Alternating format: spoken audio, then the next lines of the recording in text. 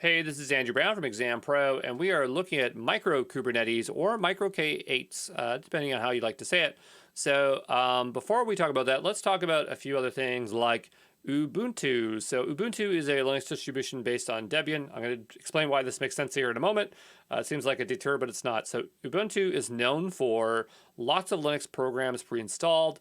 One of the easiest Linux distributions to use, more frequent updates, more progressive on new Linux programs and systems. And so here's an example of Ubuntu, the desktop edition. But of course, we would probably be using server or core because we would be utilizing it for running servers, right?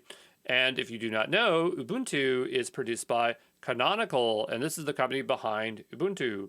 And another project that Canonical makes is called Snap. So Snap is a package manager by Canonical that can be installed on many different distributions of Linux.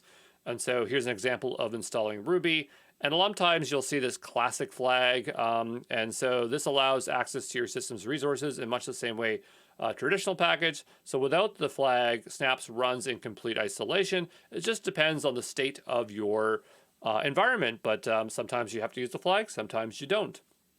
So let's talk about Kubernetes. So MicroKubernetes, or MicroK8s, as I say mostly throughout this course, is created by Canonical and is installed using Snap. That's why we're talking about those two things. So you do like a sudo snap install MicroK8s. And I think this is the major reason why we haven't seen as major adoption like Minikube as MicroKubernetes, because of Snap. And Snap is actually really great, but just the idea of having to install a package manager, people go, I don't want to do it. You know what I mean? So, and also it's like the only time people do it is if they spin up Ubuntu, but Ubuntu is very popular on all cloud service providers, so it's pretty easy to get a hold of.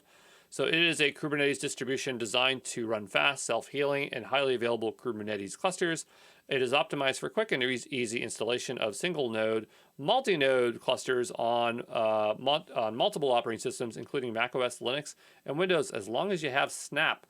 It is ideal for running Kubernetes in the cloud, local development environments, and edge and IoT devices. You could use it for production use cases, but you probably would want to use a managed service for that. And if you did use it, you'd be using it for, self-hosted, right? So MicroKubernetes is a modular in design. You start with nothing, and you can enable add-ons to quickly use exactly what you need and nothing more. So I feel like this is like the best way of learning, and so we do end up gravitating towards this lightweight distribution when we are doing our follow-alongs. But there you go.